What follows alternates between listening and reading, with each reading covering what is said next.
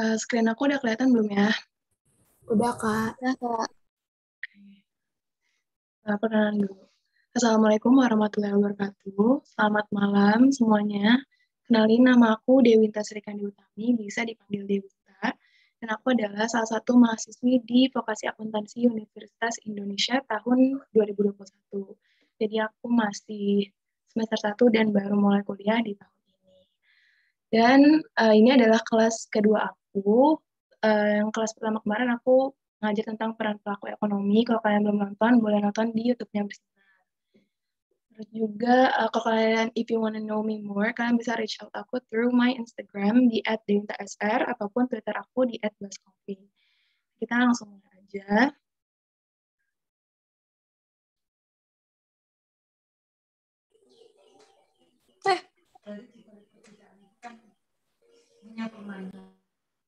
Baik, oke. By the way, disclaimer aja dulu, kalau misalnya nanti suara aku kayak agak nge-lag, atau mungkin delay, atau putus-putus, ataupun nanti kalau misalnya aku ngejelasinnya kecepatan, kalian bisa boleh langsung potong aja, ingetin aku. Nah, jadi di kelas kali ini kita bakal belajar tentang elastisitas. Elastisitas ini bisa dibilang cukup crucial gitu ya, karena emang sering banget muncul di UTBK maupun ujian mandiri. Even though kalau misalnya aku lagi latihan buat UTBK pun elastisitas ini sering banget keluar. Jadi make sure kalian pahamin betul-betul tentang elastisitas ini. Terus juga elastisitas ini tuh relevan banget sama yang namanya demand and supply atau permintaan dan penawaran. Jadi kalau misalnya kalian belum paham atau mungkin belum belajar tentang permintaan dan penawaran, kalian bisa mantepin dulu tuh di permintaan dan penawaran, bisa langsung cek YouTube-nya Bersinar juga karena Bersinar udah pernah bahas. Oke, langsung masuk aja.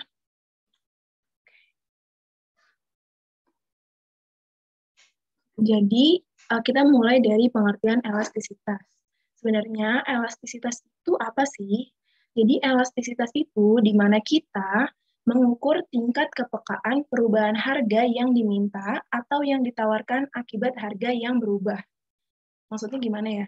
Jadi, kalau misalnya harga suatu barang itu berubah, jadinya kita bakal mengukur apakah barang lain ini akan permintaannya akan naik ataupun bakal turun. It's totally okay kalau kalian masih bingung-bingung karena kita bakal bahas semuanya di sini. Juga aku mau ngingetin kalau misalnya nanti ada pertanyaan, boleh kalian catat dulu dan nanti bakal boleh ditanyain pas nanti sesi tanya jawab. Oke, kalau misalnya jadi di elastisitas ini kita juga bakal nyari tentang yang namanya koefisien elastisitas atau angka elastisitasnya. Nah, angkanya itu bisa berupa negatif ataupun positif. Jadi bisa -1 ataupun 0,5 atau bahkan 2, 3. Itu tergantung soalnya. Tapi semakin besar angka elastisitas yang dihasilkan, itu semakin besar juga tingkat perubahan kuantitas yang diminta atau yang ditawarkan. Jadi kalau misalnya ada elastisitasnya itu 0,5 sama 3, itu besar angka elastisitas yang 3 itu pasti bakal lebih besar daripada yang 0,5 tadi. Terus juga ini ada sneak peek tentang jenis-jenis elastisitas yang bakal kita bahas hari ini. Ada 3. Yang pertama ada elastisitas harga, yang kedua ada elastisitas silang, dan yang ketiga ada elastisitas pendapatan. Oke, lanjut aja dulu. Yang pertama, kita bakal bahas tentang elastisitas harga. Elastisitas harga ini terbagi menjadi 2, yaitu elastisitas permintaan dan elastisitas penawaran. Seperti yang aku bilang tadi ya, ini tuh relevan banget sama yang namanya permintaan dan penawaran. Yang pertama kita akan bahas adalah elastisitas permintaan. Jadi di elastisitas permintaan ini kita itu gampangnya itu kita berasumsi bahwa kita ini adalah konsumen. Jadi kita bakal mengukur seberapa besar jumlah barang yang diminta akibat harga berubah. Karena ini elastisitas permintaan, jadi kita ingat aja, kita ini bakal mengukur seberapa besar sih jumlah barang yang diminta akibat suatu harga yang berubah. Nah, elastisitas permintaan ini mempunyai slope negatif. Aku juga mau kelas ini interaktif, jadi kalau misalnya ada aku yang nanya, ataupun kalian yang nanya, bisa langsung on mic aja. Sekarang aku mau nanya, ada yang tahu nggak sih arti dari slope negatif itu apa? Boleh langsung on mic ya, teman-teman. Kalau yang ada yang mau jawab. Ada yang tahu nggak kira-kira slope negatif itu apa? Berkebalikan, Kak. Ya benar. Jadi slope negatif itu bisa dibilang berkebalikan, ataupun berbanding terbalik, ataupun bisa dibilang tidak searah gitu ya. Jadi itu sama aja kayak hukum permintaan. Jadi hukum permintaan itu dia nggak bakal searah. Maksudnya apa? Jadi itu tuh kita itu bakal ngomongin tentang P dan Q. P itu adalah harga dan Q itu adalah kuantitas. Yang aku tulis di sini. Jadi kalau misalnya P itu adalah harga ya, Q itu adalah kuantitas atau jumlah barang. Jadi kalau misalnya harganya meningkat, Q-nya pasti menurun. Sebaliknya, kalau harganya menurun, Q-nya pasti meningkat. Contohnya gimana? Contohnya adalah di sini aku bakal kasih contoh real life-nya adalah baju gitu ya. Kalau misalnya harga bajunya meningkat, kuantitas bajunya pasti turun. Atau kayak jumlah barang yang diminta pasti turun. Sebaliknya,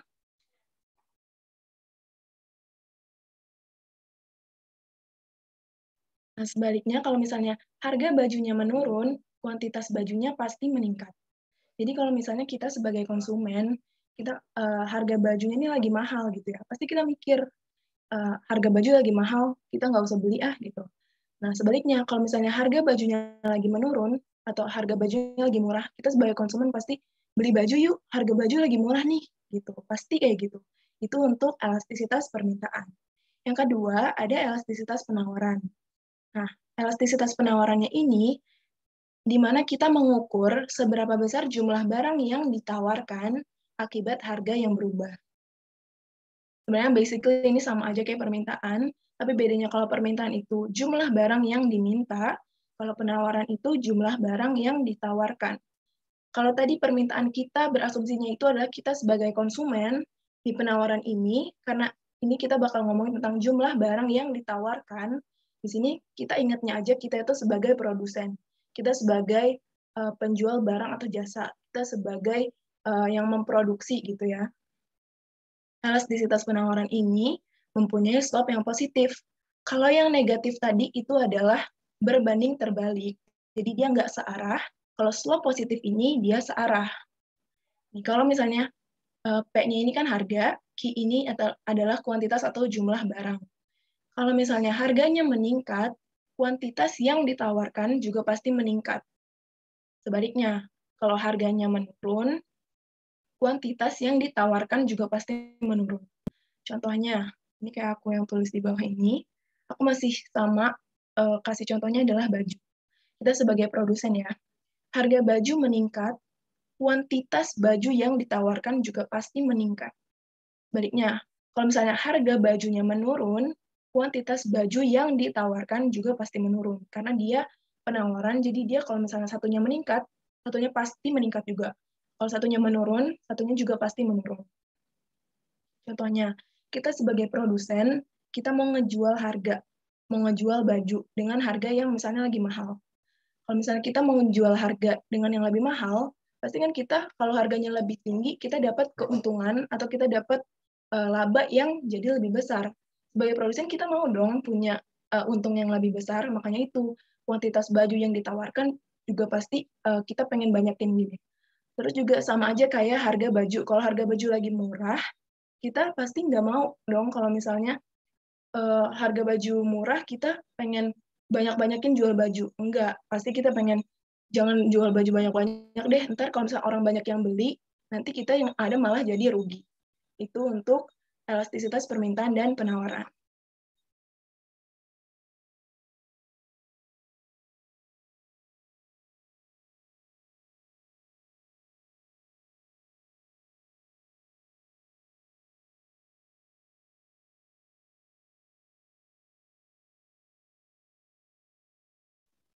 Nah, elastisitas harga ini juga punya rumus.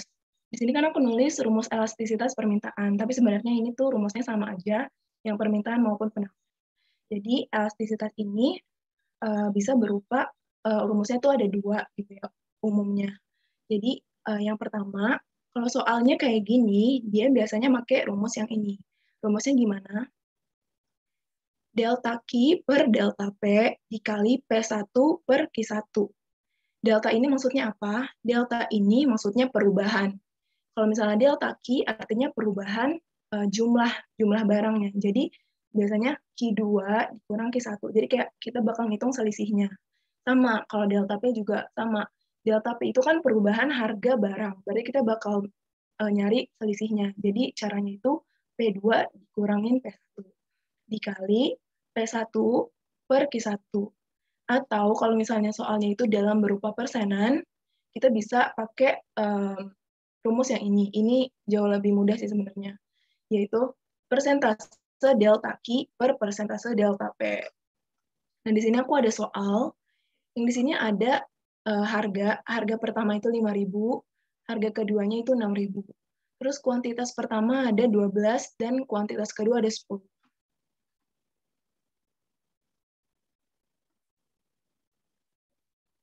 Nah, ini. Jadi, kita langsung masukin aja pakai rumus yang pertama ini. Karena apa? Karena di soalnya ini nggak ada persenan. Kalau misalnya ada persenan, kita bisa pakai rumus yang kedua ini. Jadi, langsung aja dimasukin. Aku tadi bilang delta Q itu adalah Q2 dikurangin Q1. Kita langsung lihat nih ke Q-nya. Q2-nya itu 10. Masukin 10 dikurang Q1. Q1-nya itu 12. 10 dikurang 12. Per delta P. Delta P itu P2 dikurang P1. P2-nya kita punya 6.000 dan P1-nya kita punya 5.000. Jadi 6.000 dikurangin 5.000. Dikali sama P1 per Q1. P1-nya ada 5.000, kita masukin ke sini. Q1-nya ada 12. Jadi 5.000 per 12. Nah, kalau udah dimasukin kayak gini, kita langsung bisa hitung dari yang ada tanda kurungnya kayak gini. 10 dikurangin 12 itu sama dengan minus 2. 6.000 dikurang 5.000 sama dengan 1.000. Dikali 5.000 per 12, ini tinggal diturunin aja.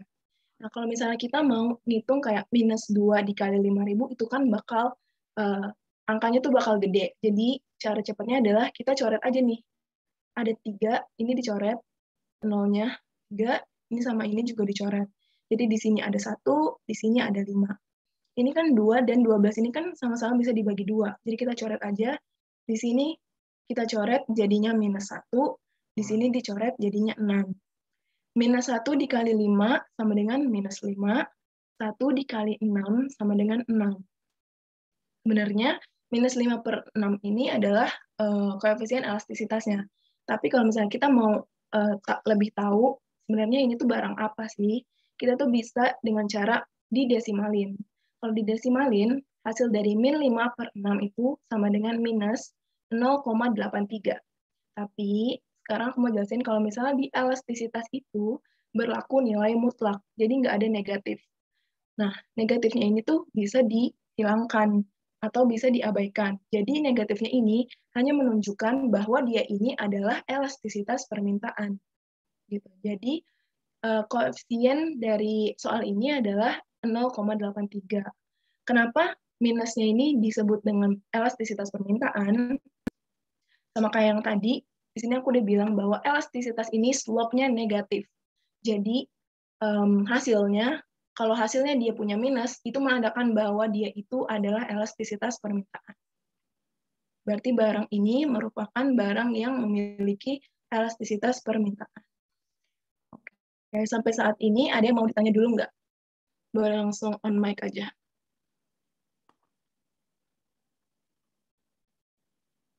Kak, maaf mau nanya. Iya, boleh. Itu kan 10 kurang 12. Nggak bisa 12 kurang 10. Oke. Bisa apa enggak ya kalau ditukar? Jawabannya nggak bisa. Karena apa? Karena di sini kita kan rumusnya adalah delta Q. Delta Q itu adalah selisih. Jadi jadi Q2 dikurang Q1. Di sini kita lihat Q2-nya itu kan ada 10. Jadi kita tulis 10 dikurangin Q1. Q1-nya ada 12. Kalau misalnya dibalik, nanti nilainya bakal berubah. Jadi jawabannya nggak bisa ya kalau dibalik. Jadi sesuaiin aja dia letaknya di mana. Gitu. Jelas nggak? Jelas, makasih Kak. Oke. Ada lagi yang mau nanya? Kak, mau nanya. Hmm? Jadi, Hasil elastisitas permintaan tuh emang semuanya negatif atau gimana? Jadi benar, semua hasil dari elastisitas permintaan itu adalah negatif. Tapi balik lagi kayak yang aku bilang, kalau misalnya elastisitas itu nilainya mutlak. Jadi kalau misalnya ada negatif, itu bisa diabaikan aja. Jadi nilainya itu adalah 0,83. Jadi minusnya itu cuma nunjukin bahwa dia ini adalah elastisitas permintaan. Jadi kalau misalnya nanti di soalnya bukan minta buat nunjukin angka, tapi dia nanya buat barang apakah ini, itu dijawabnya adalah elastisitas permintaan, karena dia punya tanda negatif. Gitu. Gimana? Makasih, Kak. Oke. Ada yang mau nanya lagi?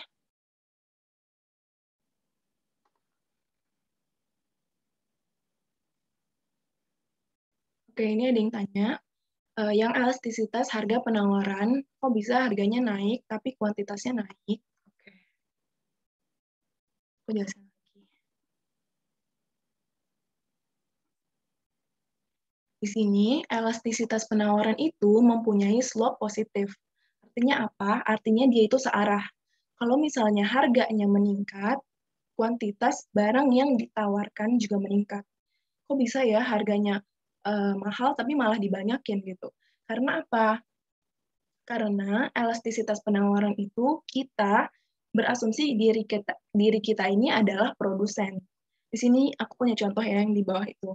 Kalau misalnya harga bajunya meningkat, jadi kalau misalnya kita sebagai produsen, kita mau ngejual misalnya kita mau ngejual baju dengan harga yang mahal, pasti kita akan memperbanyak jumlah barang yang akan kita jual tersebut. Biar apa?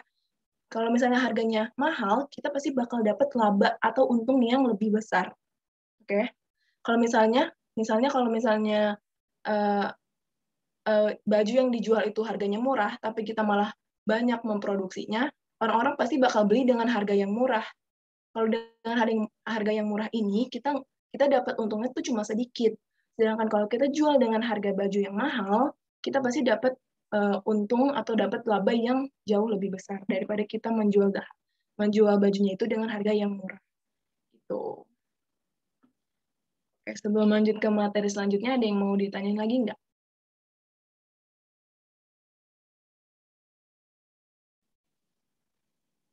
Oke, kalau nggak ada, kita lanjut aja. Oh, ada yang mau nanya? Boleh? Putri mau nanya? Enggak, Kak, aku jawab enggak, maksudnya bisa lanjut gitu. Oke. Kita lanjut aja Kak, dulu ya. boleh sebelumnya enggak yang elastisitas slope negatif, slope positif. Mau di screenshot.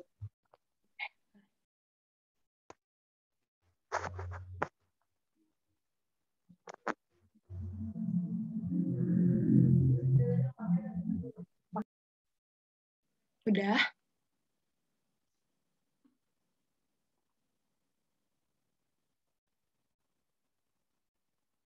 Oke, kita lanjut dulu ya.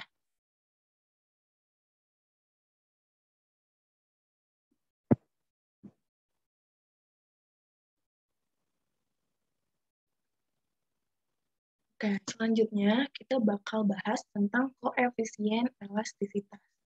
Jadi koefisien elastisitas ini tuh maksudnya kayak nilainya gitu ya. Jadi koefisien elastisitas ini terbagi menjadi 5. Yang pertama ada elastis. Elastis ini nilainya itu lebih dari 1. Maksudnya gimana? Jadi persentase delta Q atau delta itu bisa disebut dengan perubahannya. Persentase perubahan kuantitas itu jauh lebih besar daripada persentase delta P. Contohnya, di sini aku punya contoh kalau misalnya barang-barang elastis itu, dia itu lebih cenderung ke barang-barang mewah. Jadi di sini aku bakal kasih contohnya itu emas. Jadi, kalau misalnya emas ini harganya naik 10%, pasti permintaan atau jumlah perubahan dari barang tersebut itu bakal berubah lebih dari 10%. Oke? Sama aja kalau misalnya harga si emasnya itu turunnya 10%, perubahan akan permintaan si emas tersebut bakal berubah itu lebih dari 10%. Jadi perubahan jumlah barang ini bakal lebih besar daripada perubahan si harganya. Kalau misalnya emas tadi, misalnya emas itu turunnya tuh cuma 10% kan. Tapi karena emas ini termasuk barang yang elastis atau barang yang mewah, masyarakat itu pasti bakal langsung buru-buru beli emas. Karena apa? Karena barang ini termasuk barang mewah. Coba kalau misalnya si emas ini turun harga sedikit aja, pasti perubahan akan si barang ini pasti langsung turun drastis atau langsung naik drastis. Itu kalau elastis. Jadi kalau misalnya P-nya ini berubah 10%, si kuantitasnya itu bakal berubah lebih dari 10%. Bisa 20%, bisa 15%, atau bahkan kayak yang dicontoh ini bisa 30%. Itu untuk barang yang elastis. Terus yang kedua, itu adalah barang inelastis. Barang inelastis ini bernilai kurang dari 1. Ini tuh, inelastis ini adalah kebalikan dari si elastis. Jadi kalau yang tadi ini, delta Q-nya yang lebih besar daripada delta P, si inelastis ini persentase perubahan kuantitasnya ini lebih kecil daripada persentase perubahan harganya. Contohnya apa? Contohnya itu adalah kebutuhan pokok. Kalau misalnya harganya ini berubahnya itu 20%, si jumlah barang ini bakal berubah kurang dari 20%. Bisa 10%, bisa 15%, atau mungkin bisa 18%, pokoknya kurang dari 20%. Contohnya adalah kebutuhan pokok, kayak beras gitu ya. Kalau misalnya harga berasnya ini tuh naik dikit, kalau misalnya harga berasnya ini lagi naik ya, apakah kita sebagai konsumen itu bakal langsung, udahlah harga beras lagi naik, kita nggak usah beli beras dulu. Apakah kita kayak gitu? Enggak kan? Karena apa? Karena barang inelastis ini adalah barang-barang kebutuhan pokok atau barang-barang yang kita butuhkan setiap harinya. Sama kalau misalnya harga berasnya ini lagi turun, apakah kita sebagai konsumen bakal bilang, yuk kita beli beras banyak-banyak yuk, mumpung lagi turun? Enggak kan? Karena apa? Karena kita butuh setiap hari. Pokoknya kalau inelastis itu, kalau misalnya perubahan harganya itu sekian persen, perubahan jumlah barangnya itu kurang dari persentase perubahan harganya. Ini kalau misalnya, contohnya lagi, kalau misalnya persentase perubahan harganya ini 30%, perubahan kuantitas barangnya itu kurang dari 30%. Itu untuk inelastis. Yang ketiga, ada barang uniter. Barang uniter ini adalah barang yang elastisitasnya sama dengan 1. Maksudnya apa? Apakah koefisiennya itu selalu 1? Bukan kayak gitu. Tapi elastisitas sama dengan 1 itu adalah di mana persentase delta Q atau persentase perubahan harganya itu sama dengan persentase perubahan harga. Contohnya, kalau misalnya harganya ini berubah 10%, kuantitasnya ini bakal berubah 10% juga. Kalau misalnya harganya ini berubah 50%, kuantitasnya ini bakal berubah juga 50%. Pokoknya dia nilainya selalu sama. Contohnya apa? Contohnya itu adalah barang sekunder. Sebenarnya untuk barang uniter ini, dia itu kasuistik gitu ya. Nggak mutlak gitu. Jadi, tapi kalau misalnya udah aku searching, contoh barangnya itu bisa dibilang barang-barang sekunder. Terus ada juga di sini ada elastisitas sempurna. Elastisitas sempurnanya itu, elastisitasnya atau nilai elastisitasnya itu sama dengan tidak terhingga, atau kayak lambang itu yang infinity itu. Nah, dia ini harganya cenderung tetap. Jadi, kalau misalnya permintaan atau penawarannya itu berubah seberapapun, harganya ini cenderung tetap. Contohnya apa? Contohnya kayak bumbu dapur. Sebenarnya ini kasuistik juga, kasusnya tuh sama gitu ya. Kalau misalnya, tapi biasanya kalau misalnya harga bumbu dapur, misalnya perubahan jumlah barang dari si bumbu dapur ini misalnya lagi naik atau misalnya turun banget, cenderung harganya itu selalu tetap gitu. Yang terakhir ada inelastis sempurna. Inelastis sempurna itu nilainya sama dengan 0. Maksudnya adalah berapapun harga barangnya, permintaan atau penawarannya itu tetap. Contohnya apa? Contohnya adalah obat insulin untuk diabetes. Jadi kalau misalnya obat insulin ini lagi mahal banget, tapi permintaan Tapi misalnya permintaannya itu bakal tetap. Karena apa? Karena obat insulin ini dibutuhkan atau kayak emergency gitu ya. Jadi kalau misalnya kita nggak cepat-cepat beli gitu, yang ada orangnya kan bakal meninggal. Sama aja kasusnya kayak kita lagi nyari antibiotik untuk obat COVID. Awal-awal COVID kan antibiotik itu kan sangat-sangat diperlukan. Berapapun harga barang si antibiotik ini, permintaan atau penawarannya itu cenderung tetap. Karena apa? Karena kita tuh bakal sangat-sangat butuh akan antibiotik itu. Oke. Terus lanjut aja dulu ke koefisien elastisitas tentang kurvanya. Teman-teman sorry banget ya kalau misalnya berisik, soalnya di rumahku lagi hujan. Oke, yang pertama, untuk yang elastis itu kurvanya adalah landai. Jadi kurvanya kayak gini, landai. Karena apa? Karena persentase delta Q-nya lebih besar daripada delta P. Di sini kalian bisa lihat Q-nya itu bakal lebih besar gitu ya, jumlah barangnya, daripada harganya. Yang kedua ada inelastis. Inelastis itu persentase delta Q-nya lebih kecil daripada persentase delta P. Jadi P-nya tuh bakal jadi lebih besar daripada si Q-nya. Ini kan Q-nya di sini, P-nya jauh lebih tinggi. Itu untuk yang inelastis. Yang ketiga ada uniter. Uniter ini adalah persentase perubahan kuantitasnya itu sama dengan persentase perubahan harga. Jadi kalau misalnya P-nya di sini, nilainya di sini, Q-nya juga sama nilainya di sini. Jadi dia nggak landai, juga nggak curam. Terus juga ada yang keempat, ada permintaan elastis sempurna. Elastis sempurna ini kan sama dengan tak terhingga. Jadi dia ini bentuknya horizontal. Yang tadi aku bilang di sini ya. Elastis sempurna itu harganya itu cenderung tetap. Kalau kalian bisa lihat, di sini kan yang P-nya ini cenderung tetap aja. Yang berubah apa? Yang berubahnya itu kan si kuantitasnya ini. Jadi berapapun kuantitas yang diminta atau yang ditawarkan, harganya ini cenderung tetap. Jadi dia kurvanya itu horizontal. Yang terakhir ada permintaan inelastis sempurna. Kalau inelastis sempurna itu E-nya sama dengan 0. Jadi berapapun harga yang harganya, permintaan atau penawaran itu cenderung tetap. Kalau yang tadi ini harganya yang tetap, kalau ini kuantitasnya yang tetap. Jadi kalau misalnya harganya itu dia cenderung tetap. Sorry, yang kuantitasnya itu cenderung tetap, berapapun harganya. Makanya dia itu kurvanya itu vertikal, jadi lurus. Oke, sebelum lanjut ke materi selanjutnya, ada yang mau ditanyain dulu nggak?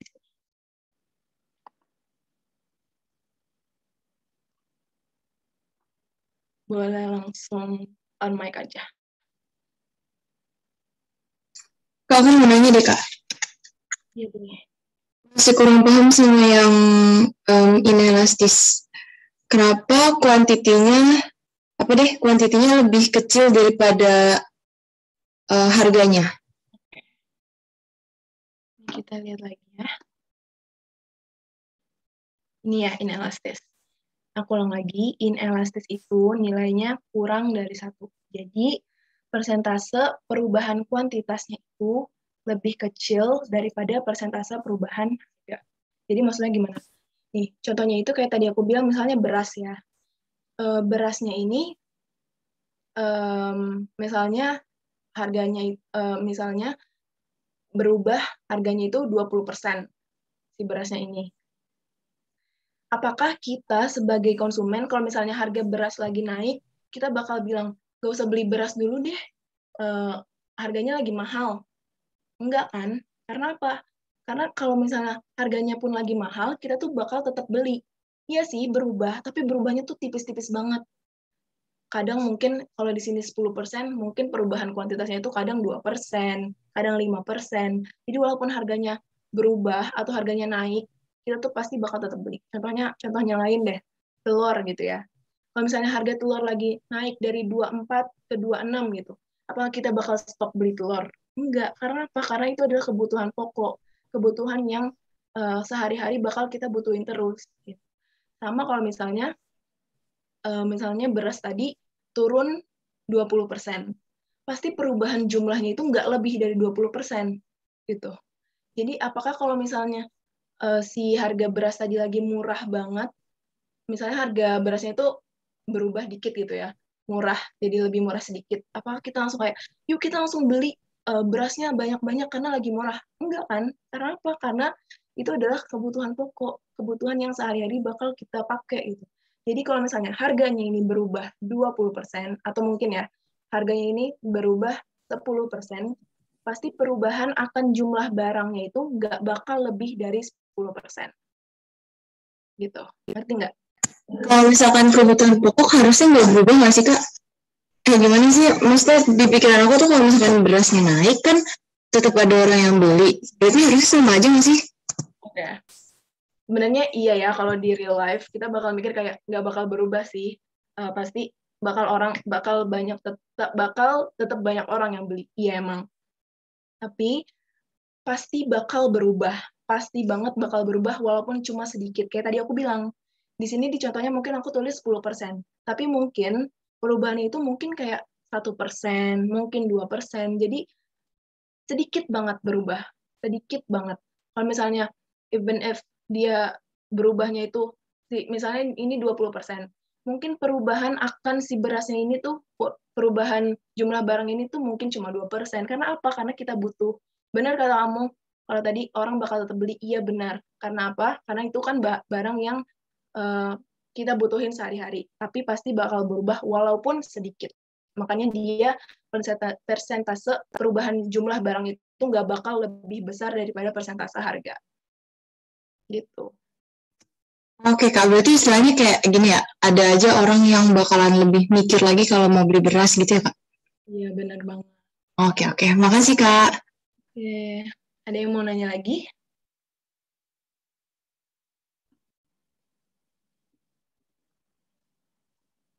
Kalau nggak ada, kita bisa lanjut lagi. Oke.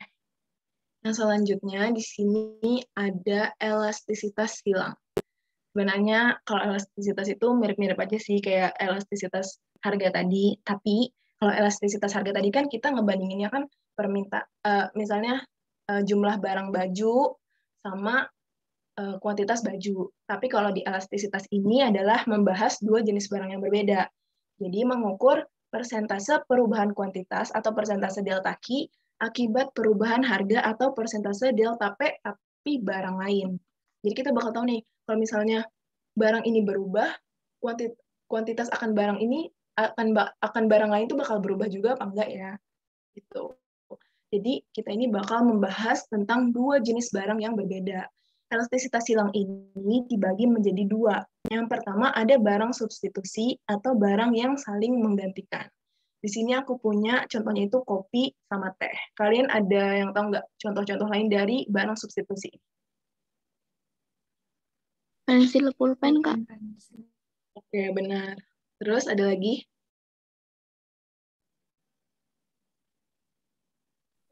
Nasi roti. Ya, benar. Benar banget. Jadi kayak barang-barangnya itu kalau misalnya kalau nggak ada barang X, kita bisa pakai barang Y. Contohnya tadi benar, nasi, roti. Kalau nggak ada nasi, kita bisa ganti roti. Terus misalnya contoh lain adalah kaos dan kemeja. Terus juga sendal dan sepatu. Itu jadi barang yang saling menggantikan. Nah, barang substitusi ini juga ada slope-nya. Slope-nya ini adalah positif atau searah. Jadi kalau harganya naik, kuantitasnya juga pasti naik. Nah, di sini aku punya contohnya yaitu kopi dan teh. Jadi kalau misalnya nggak ada kopi, kita bisa beralih ke teh gitu ya. Nah, kalau misalnya harga kopi naik, kuantitas akan teh itu juga pasti naik. Sebaliknya, kalau harga kopi turun, kuantitas teh juga pasti turun. Contohnya gimana? Jadi kita bayangin aja, kalau misalnya harga kopi naik, kita pasti nggak bakal beli kopi. Kita pasti bakal pindah ke teh. Makanya kuantitas tehnya pasti jadi naik. Baiknya, kalau misalnya harga kopi turun, kita pasti nggak bakal beli teh. Makanya kuantitas tehnya ini pasti bakal turun. Jadi kalau misalnya harga suatu barang X ini naik, kuantitas akan barang Y ini pasti naik. Gitu. Dan sebaliknya. Yang kedua, ada barang komplementer. Barang komplementer itu adalah barang yang saling melengkapi. Di sini aku punya contohnya adalah gula dan kopi. Kalian bisa sebutin lagi nggak? Kira-kira barang yang saling melengkapi itu apa aja? Gas sama kompor. Tuh, gas sama kompor. Terus, Sepatu sama kaos kaki, Kak. ya betul. Ada lagi nggak? Handphone dan laptop. Apa tadi? Handphone dan laptop. Kayaknya handphone dan laptop itu dia kayak lebihnya ke saling menggantikan deh. Kalau misalnya yang melengkapi itu misalnya laptop sama chargerannya gitu. Oh iya iya. Oke. Sama bensin, Kak. Ya, boleh bisa. Jadi, barang komplementer itu adalah barang yang saling melengkapi. Jadi, maksudnya itu apa? Kalau misalnya nggak ada barang X, kita juga nggak bakal mau beli barang Y. Itu adalah barang komplementer. Barang komplementer itu juga ada slope-nya. Slope-nya itu adalah negatif atau tidak searah. Jadi, kalau misalnya harga si X-nya naik, si kuantitas Y-nya pasti turun. Contohnya, di sini aku punya barangnya itu adalah gula dan kopi. Di sini tuh maksudnya ceteris paribus ya. Kita nggak ngomongin, udah aku bisa minum kopi tanpa gula. Nggak kayak gitu ya. Kita ngomongin tentang si ekonominya ini. Jadi kalau misalnya kita nggak bakal beli gula kalau nggak ada kopi. Gitu. Jadi yang pertama, kalau misalnya harga gulanya naik, kuantitas akan kopi pasti turun. Kenapa? Karena kalau misalnya harga gula naik, kita pasti juga nggak bakal beli kopi. Kita nggak bakal beli kopi menyebabkan kuantitas akan si kopinya ini jadi turun. Sebaliknya, kalau misalnya harga gulanya yang turun, kita pasti nggak bakal, kalau misalnya harga gula turun, kita pasti bakal beli kopi. Karena mereka adalah barang yang saling melengkapi. Itu untuk barang yang komplementer. Jadi kalau misalnya harga gula yang naik, kuantitas kopi pasti turun. Harga gula turun, kuantitas kopi pasti naik. Itu barang komplementer yang mempunyai slope negatif atau tidak searah. Sama elastisitas silang juga cara nyarinya tuh sama aja rumusnya. Di sini ada delta Q per delta P dikali P1 dikurangin Q1.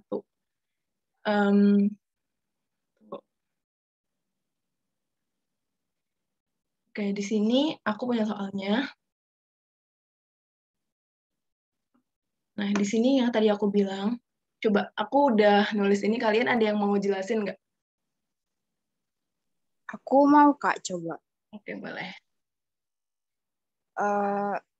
Bentar. Kan ini delta Q itu kan yang Q2 min Q1. Jadi 35 min 20. Terus per delta P itu P2 min P1 jadi 300 min 200 dikali P1-nya tuh yang di atas yang 200. Q1-nya itu Q sebelum mengalami perubahan per 20. Terus abis itu tinggal dihitung gitu. Oke. Mau coba ngitung nggak? Tinggal dikurangin aja sih. Yang lain ada yang mau nyoba nggak? Itu udah aku tulis sih sebenarnya.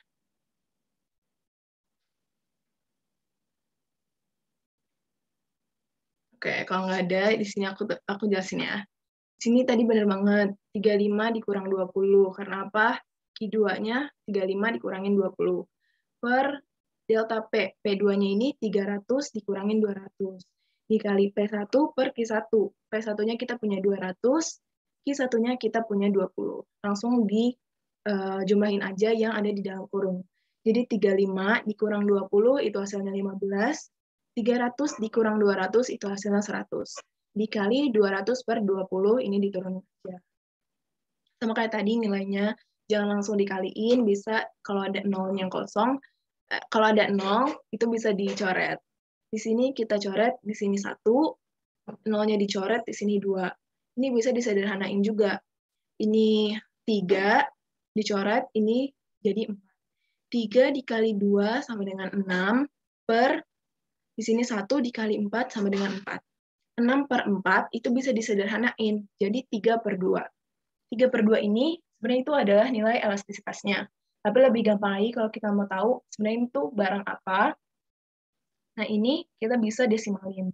Kalau misalnya didesimalin, hasil dari 3 per 2 itu sama dengan 1,5. Kan ini kan positif ya. Kira-kira ini tuh barang apa ya? Elastis. Itu sih. Oke. Jadi, kalau misalnya kita lagi ngomongin elastisitas silang, kita pasti bakal berhubungan sama si substitusi sama si komplementer. Jadi benar banget, kalau misalnya positif, dia itu adalah barang yang substitusi. Karena apa? Barang substitusi itu mempunyai nilai slope yang positif. Jadi kalau misalnya dia nilainya minus 1,5, itu dia barang apa berarti? Komplementer. Oke, benar. Oke, tentang elastisitas silang, ada yang mau dibahas nggak? Ada yang mau ditanyain? Ulang, Kak, yang 1,5, yang komplementer itu. Oke. Jadi, maksudnya hasil dapat 1,5-nya gitu.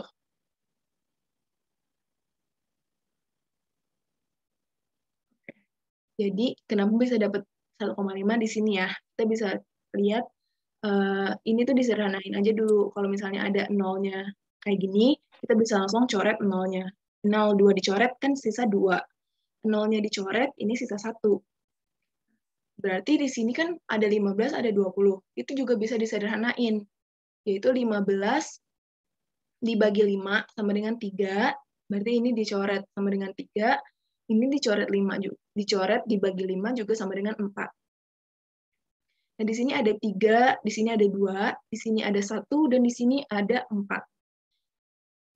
3 dikali 2 itu sama dengan 6, per 1 dikali 4 sama dengan 4.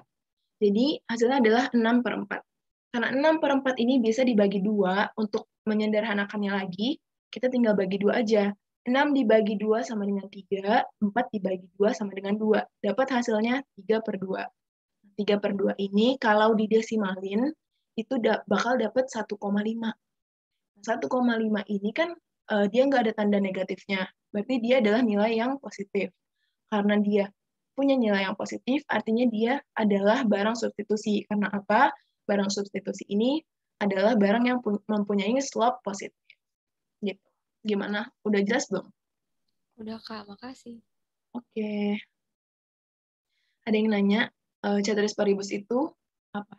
Jadi ceteris paribus itu adalah barang-barang lain yang berubah itu nggak kita hitung gitu. Jadi kalau misalnya misalnya kita ngomongin tentang harga tiket pesawat, kita nggak ngomongin tentang perubahan harga tiket kereta api, kita nggak ngomongin tentang harga bensin yang lagi mahal, kita nggak ngomongin itu. Itu untuk ceteris paribus. Ada lagi yang malahnya tentang elastisitas silang.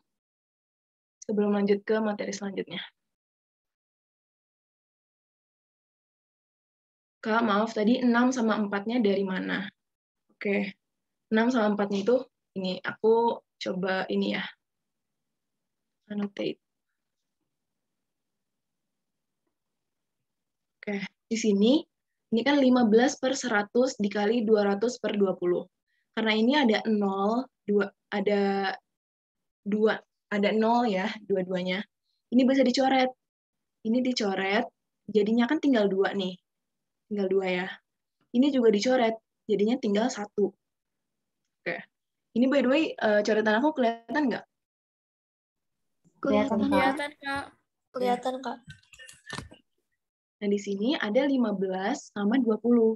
15 sama 20-nya ini kan bisa dibagi atau bisa disederhanakan dengan angka 5.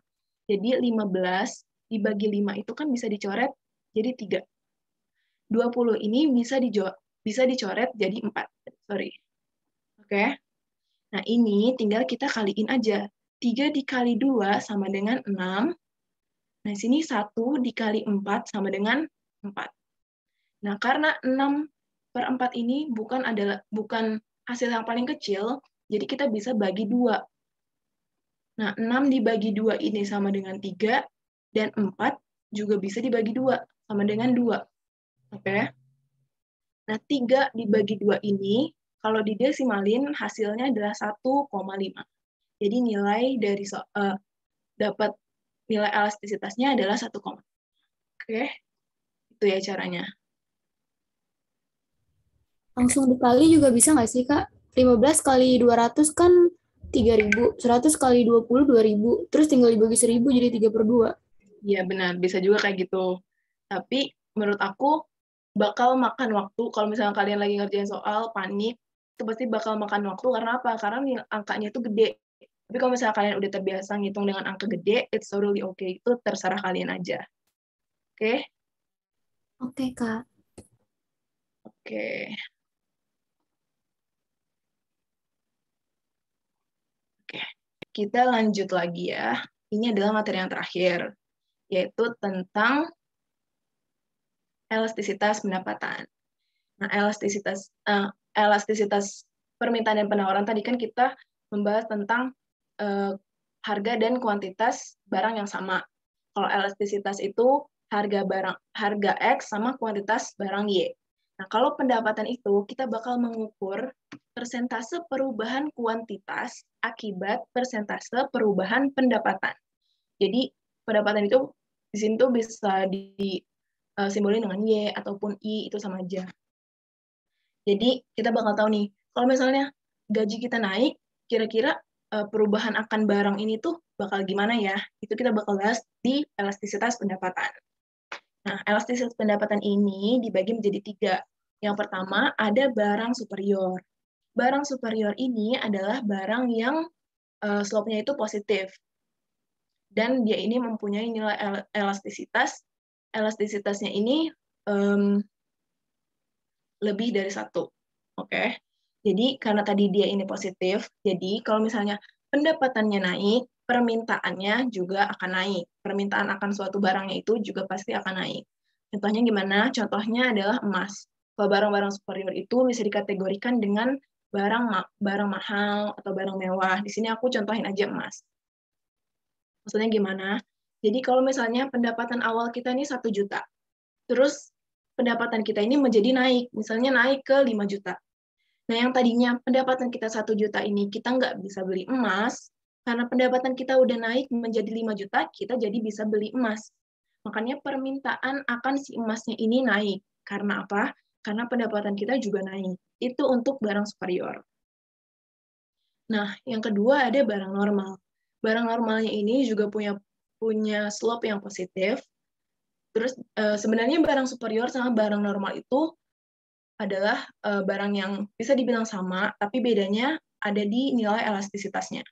Kalau misalnya elastisitas barang superior ini lebih dari 1, kalau barang normal ini yaitu lebih besar dari 0, tapi dia nggak lebih besar dari 1. Jadi dia itu nilainya bisa 0,2, 0,5, atau mungkin 0,75. Pokoknya dia lebih besar dari 0, tapi nggak lebih besar dari 1. Itu untuk barang normal. Contohnya itu, kalau dia ini positif, pastinya kalau pendapatannya naik, permintaannya juga pasti naik. Contohnya adalah kebutuhan pokok. Jadi bisa dikategorikan dengan barang normal. Contohnya gimana? Kayak tadi, kalau misalnya pendapatan kita awalnya 1 juta, kita mungkin cuma bisa beli si berasnya ini misalnya 1 kilo. Tapi karena pendapatannya kita ini jadi 5 juta, kita bisa beli berasnya ini jadi 5 kilo. Makanya permintaan akan si berasnya ini makanya menjadi naik. Itu untuk barang normal. Jadi kalau misalnya pendapatannya kita nggak naik, kita cuma bisa beli segini, tapi kalau misalnya pendapatannya kita naik, kita bakal lebih bisa beli si barang tersebut lebih banyak. Makanya permintaan akan barang tersebut akan menjadi naik. Kalau misalnya pendapatan kita juga naik. Itu untuk barang normal.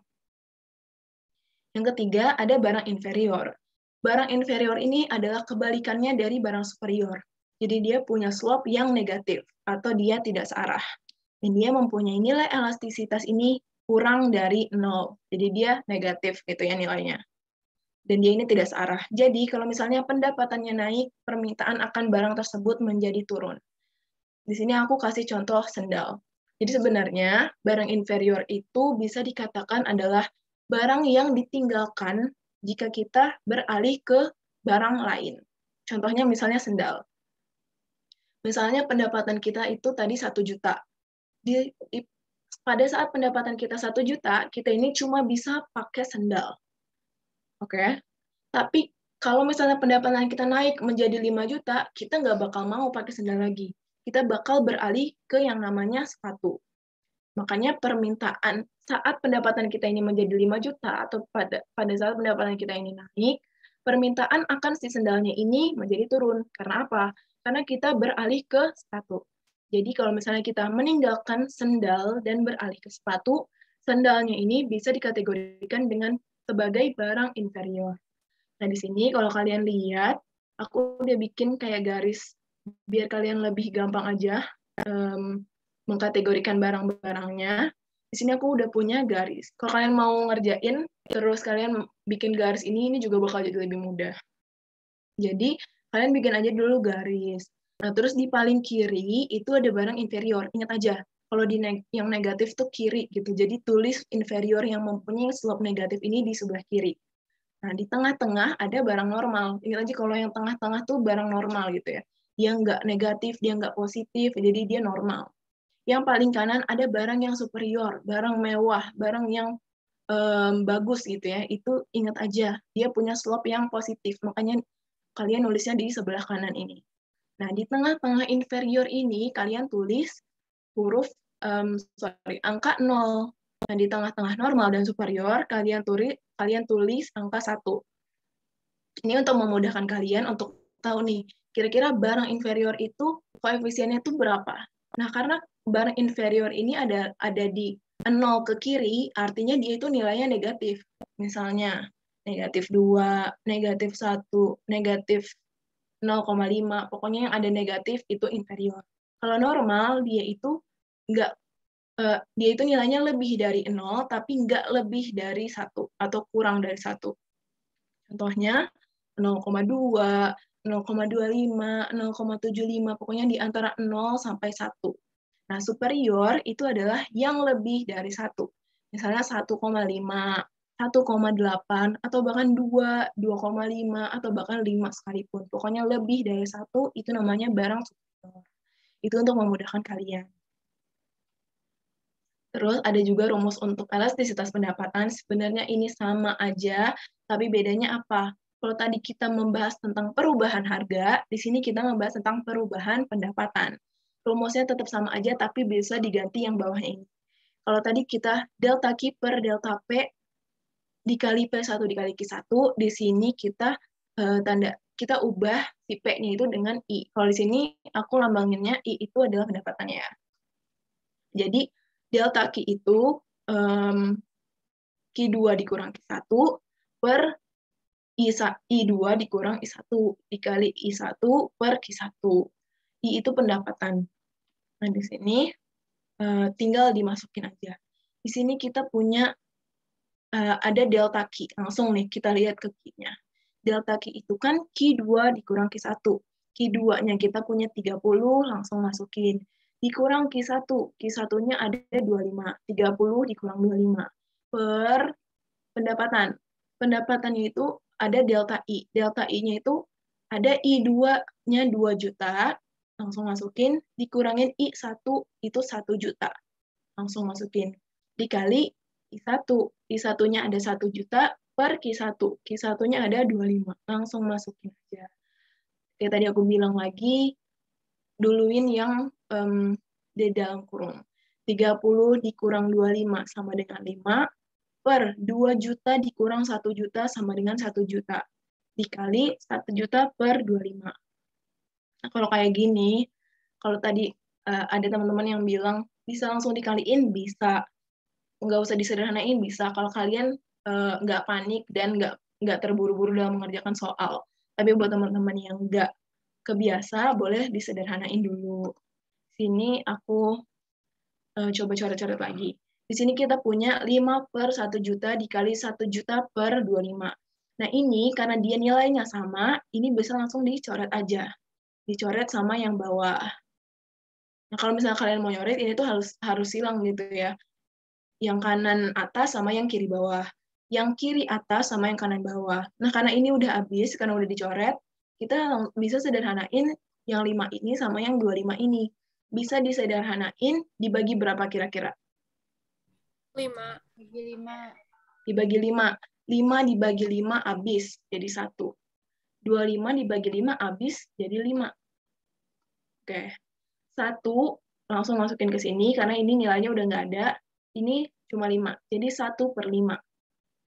1/5 ini bisa disederhanain dijadiin desimal, itu nilainya adalah 0,2. Kira-kira 0,2 ini termasuk barang apa? Barang normal. Barang normal, Bukan, Kak. Kak. Yang Normal. normal. Oh, betul. Kita lihat ya, 0,2 ini termasuk apa? Benar, 0,25 ini termasuk barang normal.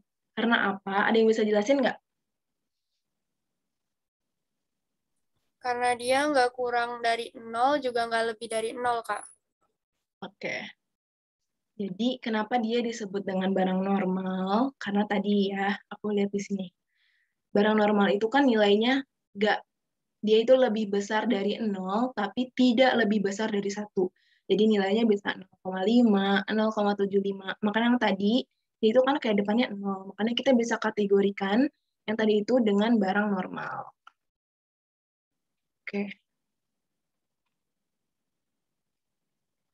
Oke, sebenarnya materinya segitu aja. Tapi teman-teman ada yang mau nanya nggak tentang elastisitas pendapatan ini?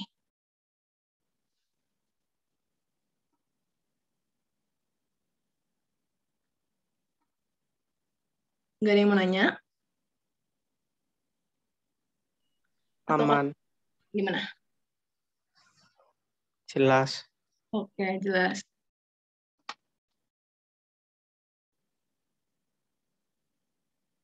Oke. Nanti buat teman-teman yang ketinggalan, boleh langsung cek aja di YouTube-nya Bersinar. Nanti bakal diupload kalau nggak besok, lusa ya. Buat teman-teman yang ketinggalan. Oke.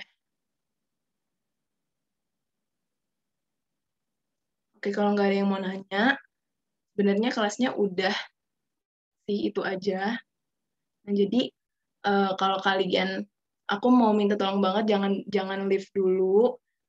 Aku minta kalian untuk ulas kelas aku hari ini di bit.ly/kelasbersinar karena review dari kalian, ulasan dari kalian ini sangat-sangat berpengaruh buat improve kelas aku selanjutnya.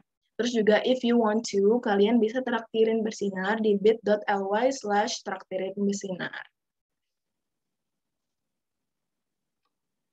Oke.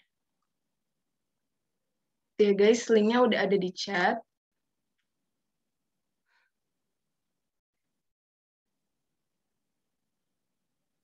Oke. Oke, jangan live dulu ya guys. Oke, kalau lagi nggak ada yang mau nanya, kita sambil nunggu ada yang nanya, kita dokumentasi dulu kali ya. Teman-teman yang bisa on cam, boleh tolong on cam, kita dokumentasi dulu.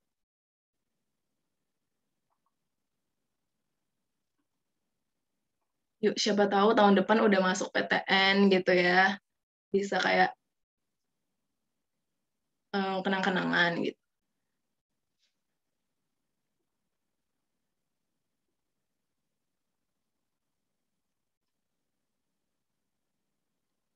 Aku tunggu ya reviewnya di bit.ly/kelasbersinar. Teman-teman yang mau on cam, please on cam dulu. Oke, aku stop share ya. Nah, ini udah nggak ada yang mau nanya. Oke. Ini aku stop share dulu.